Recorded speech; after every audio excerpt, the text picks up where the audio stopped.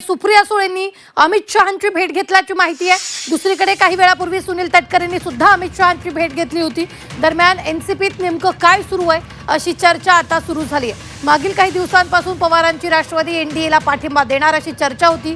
त्याच पार्श्वभूमीवर या भेटीगाठी सुरू आहेत का अशी चर्चा आता सुरू झालेली आहे। मात्र शहांच्या भेटीचं कारण सुप्रिया सुळेंनी सांगितलंय। मुलगी रेवतीच्या रिसेप्शनचं निमंत्रण दिल्याचं त्यांनी ट्विट करत सांगितलेलं आहे। या संदर्भात ताजे अपडेट देत आहेत आपले प्रतिनिधी सीमा आडे। सीमा, काही वेळापूर्वी सुनील तटकरेंनी अमित शहांची भेट घेतली होती, त्यानंतर सुप्रिया सुळेंनी सुद्धा अमित शहांची जाऊन भेट घेतलेली आहे। काय नेमकं सुरू आहे?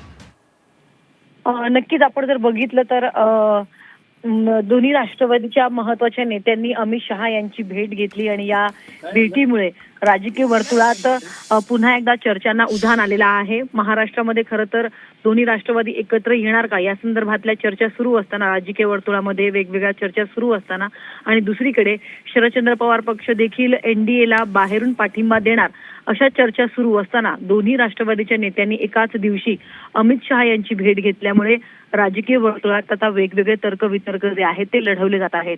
सुनील तटकरे यांचं असं म्हणणं आहे की ही सदिच्छा भेट होती आणि या भेटी दरम्यान वेगवेगळ्या विषयांवरती चर्चा झाली।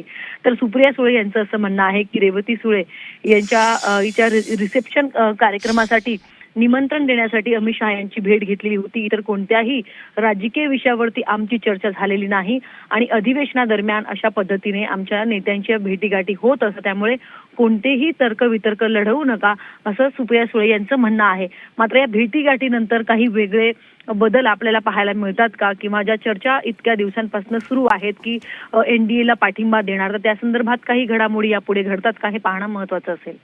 निश्चित, धन्यवाद सीमा ताजे अपडेट देण्यासाठी। आम्ही वेळोवेळी तुमच्याकडून या संदर्भातले ताजे अपडेट घेत राहणार आहोत।